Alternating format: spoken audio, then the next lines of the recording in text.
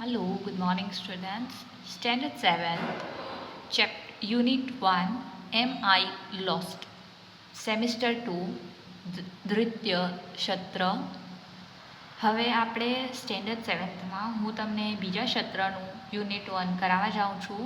તો બાળકો ચલો આપણે હવે બીજા સત્રનું શરૂ કરીએ. જેમ પહેલાં સત્રમાં હું તમને કરાવતી હતી તેમ જ હવે બીજા સત્રમાં પણ હું તમને કરાવવાની છું. આ શરૂ કરવા પહેલાં હું તમને એમ કહી દઉં કે જે લોકો સ્વાધ્યાય પોથી લાવી શકતા હોય તે સ્વાધ્યાય પોથી લઈ આવે, જે ના લાવી શકતા હોય, જે નથી લાવી શકતા તે નહીં લાવે તો પણ ચાલશે. નોટબુકના અંદર આવા પ્રશ્ન ઉત્તર ને આ જે વિકલ્પો છે તે તેમને લખવાના રહેશે. ફકરાઓ નહીં લખો તો ચાલશે, પણ આ બધું તમને લખીને રાખવાનું રહેશે. બરાબર? તો તમે બધા સ્વાધ્યાય પોથી લાવો તો સ્વાધ્યાય પોથીમાં લખી રાખજો ને તમને પેન્સિલથી લખવાનું રહેશે, તાકી તમને જો અગર ખોટું લખ્યું હોય ને હું તમને પછી ફરી જેમ તમને આગળ મોકલતી હતી લખીને તેમ તમને ફરી મોકલીશ, તો જો તમારું ખોટું હશે તો તમે ભૂસવીને તમે ફરી લખી શકશો, રબ કરીને લખી શકશો. તે માટે હું તમને પેન્સિલથી લખવાનું કહું છું. બરાબર? તો પ્રયત્ન કરજો કે તમે પેન્સિલથી જ લખો ને અમુક વાર તમારા દર વખતે નથી પણ અમુક વાર કોઈક પ્રશ્નના ઉત્તર ખોટા પણ લખાય છે તો તમે તેને રબ કરીને લખી શકો. તે માટે હું તમને પેન્સિલથી લખવાનું કહું છું. હવે આપણે બીજા સત્રનું શરૂ કરીએ છીએ. પ્રશ્ન પહેલો, read the following paragraphs from the lesson. પાઠના આધારે ફકરા આપેલા છે તેને વાંચીને તેના પ્રશ્નના ઉત્તર આપવાના છે. Faizan is A wild life photographer. Faizan નામનો એક છોકરો હતો, તે વાઇલ્ડ લાઈફ ફોટોગ્રાફર હતો, એટલે કે જંગલી જાનવરોના ફોટોસ પાડતો હતો, એટલે કે તેના ફોટો ખીંચતો હતો. He is from Tamil Nadu. તે ક્યાંથી છે? તમિલનાડુથી છે. લાસ્ટ વીક છેલ્લા હપ્તે he went to the Gir forest. તે ક્યાં ગયો હતો? ગીર ફોરેસ્ટમાં ગયો હતો. જંગલ, ફોરેસ્ટ એટલે કે જંગલ, જંગલ ગીર ફોરેસ્ટમાં ગયો હતો. There he lost his way. ત્યાં બાજુ તેનો રસ્તો ભૂલી ગયો. He asked Lakshmi a girl from Gir. તે ગીર એટલે કે એક જગ્યાનું નામ છે, તે જગ્યામાં એક છોકરી રહેતી હતી લક્ષ્મી નામની. તેને પૂછ્યું ટુ હેલ્પ હિમ, એટલે કે મદદ વાસ્તે એને કીધું. Lakshmi is in standard 7. તે કયા ધોરણમાં હતી? 7મા ધોરણ, સ્ટેન્ડર્ડ 7માં હતી. She was not able to speak English properly. તેને અંગ્રેજી બોલતા બરાબર આવડતું નહોતું. ઓન ધ અધર સાઇડ, અને બીજી તરફ Faizan was not able to understand Gujarati. હવે અહીંયા બાજુ ઇંગ્લિશ બોલતા નથી આવડતું લક્ષ્મીને, ને બીજી બાજુ ફૈઝાનને ગુજરાતી નહોતી સમજ પડતી. Was Lakshmi able to help him? Let's see. તમને શું લાગે છે લક્ષ્મી તેની મદદ કરી શકે છે? ચલો જોઈશું આગળ. હવે આગળ આપણે જેમ જેમ વાંચતા જઈશું તેમ તેમ ખબર પડતી જશે. Where is Faizan from? Faizan ક્યાંથી છે? Can Lakshmi talk in English? શું લક્ષ્મી ઇંગ્લિશમાં વાત કરી શકે છે? Did Faizan speak Gujarati? શું ફૈઝાનને ગુજરાતી આવડે છે? What is Faizan? ફૈઝાન શું છે? In which standard is Lakshmi? Lakshmi કયા ધોરણમાં છે? Why did Faizan ask Lakshmi to help him? કેમ ફૈઝાને લક્ષ્મીને પૂછ્યું મદદ કરવા માટે? બરાબર?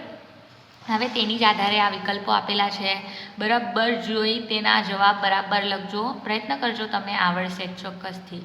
તો બરાબર ચોક્કસથી કરજો તમે લોકો. હવે આગળ ફકરો બીજો, Faizan I lost my way. Faizan કહે છે કે હું મારો રસ્તો ભૂલી ગયો છું. I want to go out from this jungle. મને આ જંગલમાંથી, આ ફોરેસ્ટમાંથી બહાર જવું છે. Lakshmi go out, why come in? હવે એ કહે છે બહાર જવું છે તો તું અંદર કેમ આવ્યો? Faizan I do not know the road. મને રસ્તો નથી ખબર. Lakshmi road not in the jungle. એ કહેવા માંગે છે કે જંગલમાં રસ્તા નથી હોતા.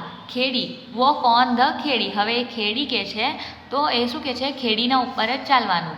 ફૈઝાન કહે છે okay I will walk on the ખેડી, but which? What's your name? પણ શું એ ક્યાં બાજુ ચાલવાનું છે અને તારું નામ શું છે તેવું પૂછે છે. Where did? ખેડી એટલે કે ઉબડખાબડ જે રસ્તા હોય ને, સારા રસ્તા નથી હોતા તે.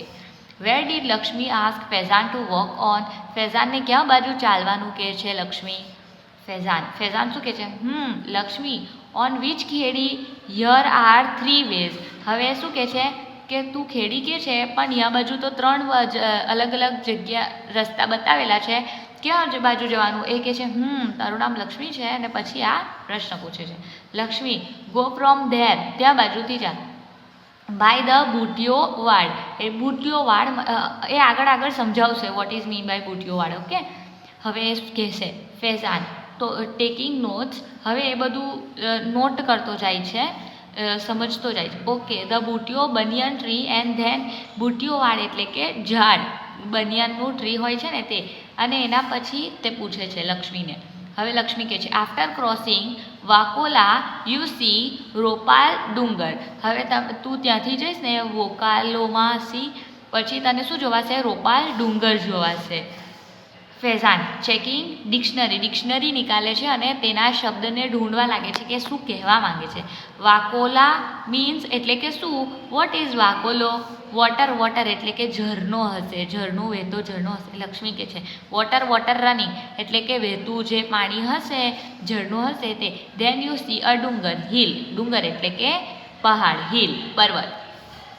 Vote was the banyan tree call, banyan ટ્રીને શું કહેવાય છે એ શું કીધું હતું?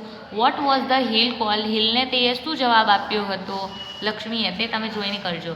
હવે તેની આધારે આ બે વિકલ્પો આપેલા છે તે પણ તમને કરવાના રહેશે, બરાબર?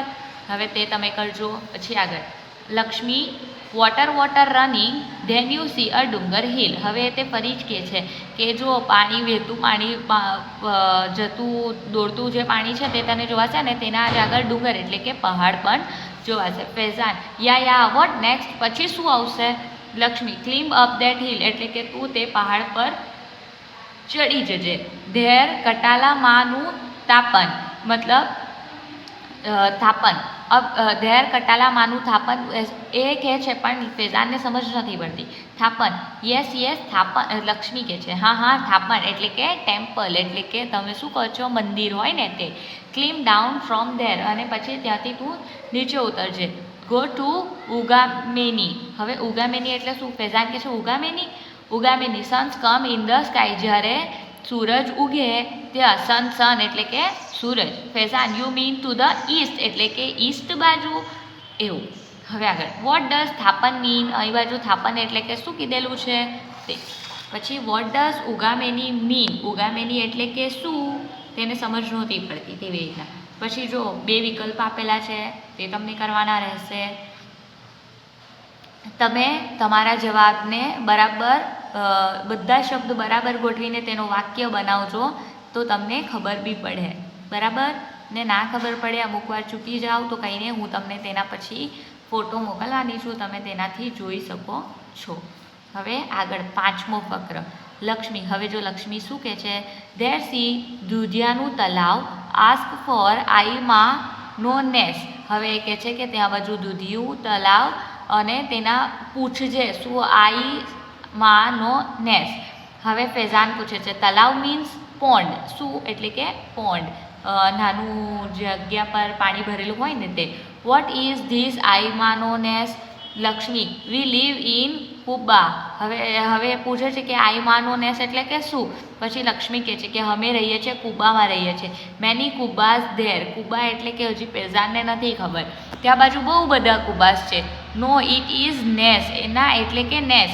Faizan you live in the jungle aren't you afraid of the lions. એનો મતલબ કે તું જંગલમાં રહે છે અને તને ડર નથી લાગતો સિંહથી. લક્ષ્મી સવાજ અવર દેવતા. એ શું કહે છે? સવાજ અવર દેવતા. વી લવ સવાજ લવ્સ અસ એટલે કે એન્ડ સવાજ લવ્સ અસ. સવાજ એટલે કે લાયન, એ તે એવું કહેવા માગે છે કે તે અમારા દેવતા છે, તે અમને પ્રેમ કરે છે ને અમે તેમને પ્રેમ કરીએ છીએ. વી લીવ ટુગેધર, અમે બધા મિલીને રહીએ છીએ. Sometimes we fighting but it is okay, અમુક વાર અમે લડાઈએ છીએ પણ ચાલે એમ.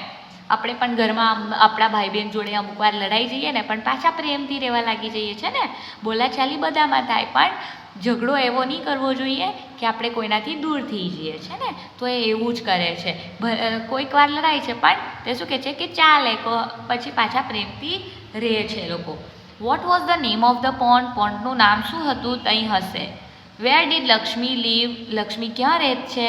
Is Lakshmi afraid of lions, શું તે સિંહથી ડરે છે.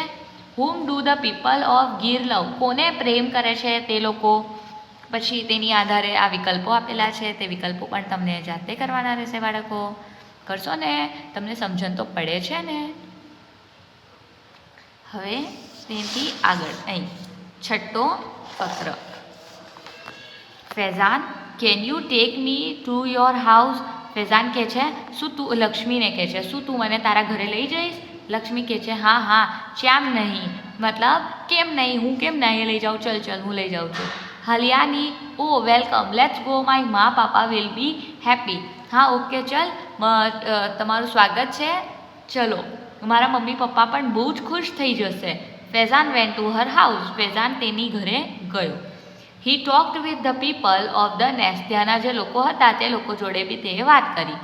નેક્સ્ટ ડે એટલે કે બીજા દિવસે Lakshmi's father helped him to catch a bus for Junagadh. અને લક્ષ્મીના જે પપ્પા હતા તેમણે તેની મદદ કરી તેને ઘરે જૂનાગઢની બસ પકડવા માટે. ફૈઝાન થેન્ક્ડ હિમ. ફૈઝાનીએ તેમનો ધન્યવાદ કર્યો.